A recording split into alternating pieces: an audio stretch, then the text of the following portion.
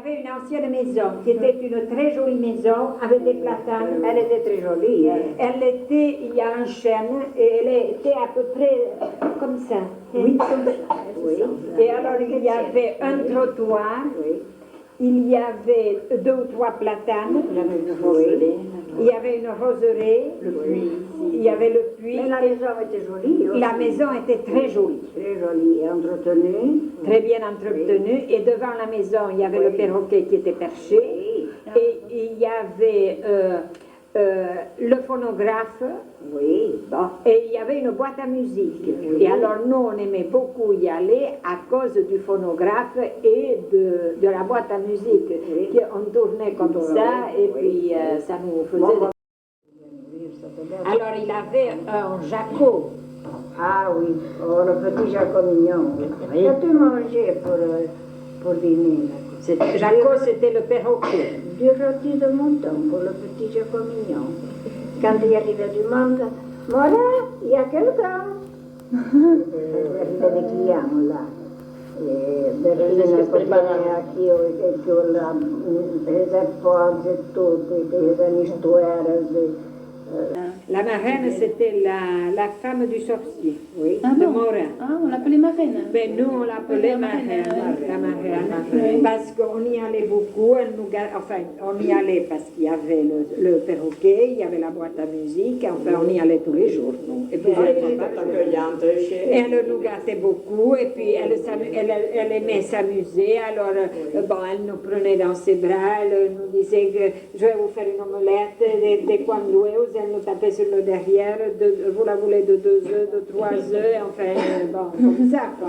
Alors, nous, on y allait beaucoup, ensuite on y allait aussi le soir, chercher parrain qui allait lire le journal, Oui. parce qu'il recevait des journaux que les paysans ne pouvaient pas se payer.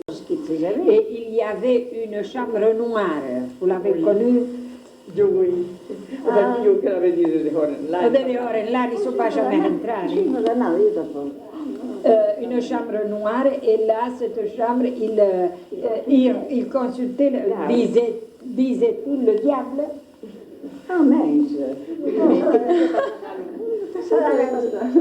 Non sapete cosa, rimasta a mano, guarda. Mais est-ce qu'il y en a qui disaient qu'il y avait eu petite signe ou quoi? Oui, quelque chose. Mais parce qu'elle les recevait, la marraine, elle les recevait à la salle à manger. Bon, elle leur faisait parler et lui se mettait dans cette chambre noire qui était derrière. Bon, moi je vois, et alors on ne voulait pas qu'on y aille. Et alors lui recevait là-dedans. Alors il y avait une espèce de quelque chose au milieu. Mais quelle est une fuse de la maison? Une suite de la maison. Che piccolo, era morto, era un vieil mort. Ah, che piccolo che lanciava. Oh, che piccolo che volevamo arrestare, non si arrestava pas. Che lanciava. Quedavano lasciati qui, mi saranno con me. Tu avais pensé qu'il y avait quoi le truc de ton carré? Poi che avevano, se pas, s'aggradava pas. Et alors il lui avait donné un livre qui s'appelait Le Grand Albert. Et c'est un livre qui est très très rare en France, je crois qu'il n'y en a que 5 en France. Et alors ce livre, le vrai sorcier, avant de mourir, avant de le donner à Morin, son neveu, il lui avait donné en lui disant que c'était pour le meilleur et pour le pire, mais qu'il fallait savoir très bien s'en servir. Et alors le vieux Morin, quand il était mort, comme après il n'y avait pas de suite véritable, pour ne pas qu'on moi ça j'ai entendu par maman, pour ne pas qu'on s'en serve mal, il l'avait fait murer. Et alors, Goisette, quand il a fait défaire la maison, il était dans une cloison, on l'a sorti de là, il était abîmé, et d'après ce que j'ai compris, moi, il l'a donné ou vendu à la ville de Bordeaux parce que c'était très rare. C'était que lui, Et Yann qui a inclus dans Oui. ses livres. Alors, Yann, c'était qui par rapport à Nora? C'était... Yann, c'était sa belle-sœur. Ah oui, d'accord. Oui, sa belle-sœur. La sœur de Bertine. Oui. Eh bien, Yann, c'était La mère de Jean-Baptiste. Jean-Baptiste de Devers. Oui. Ah, d'accord, oui. Alors, elle pratiquait un petit peu. Oui, parce que là, il y avait, je crois, d'après ce que j'ai compris, il y avait beaucoup de monde chez Morin. Parce que la Yann est jeune, elle avait des enfants. Alors, elle était partie chez Bert. Bon.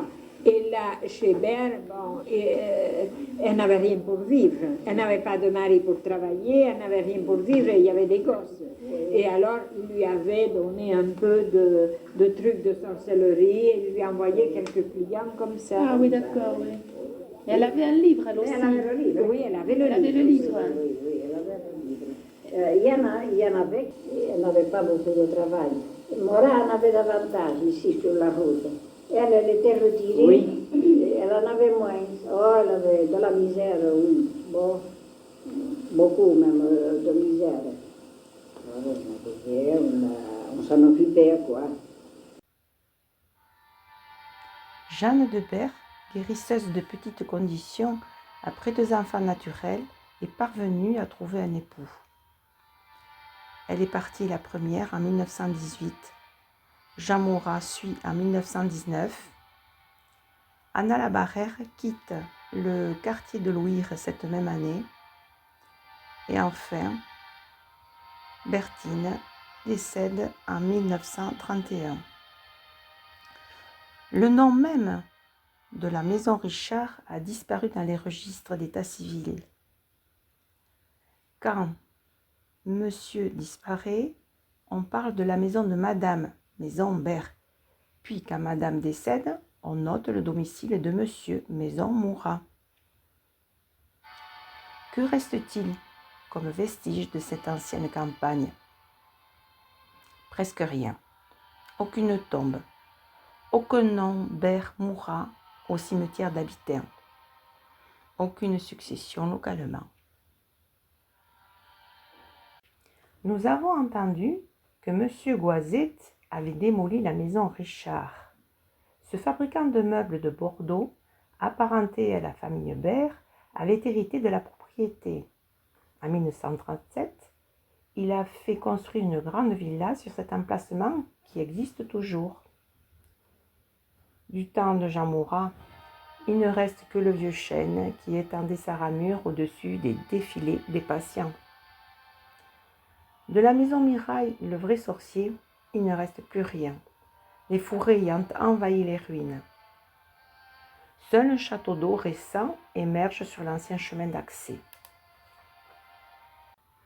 Mais une jolie consolation attend le promeneur au pied du chemin de Louire, côté basque. Un panneau indicateur annonce Tingotipia Bidea, le chemin des petits bons dieux. Merci à la mairie d'Illard d'avoir marqué le souvenir de cette histoire locale.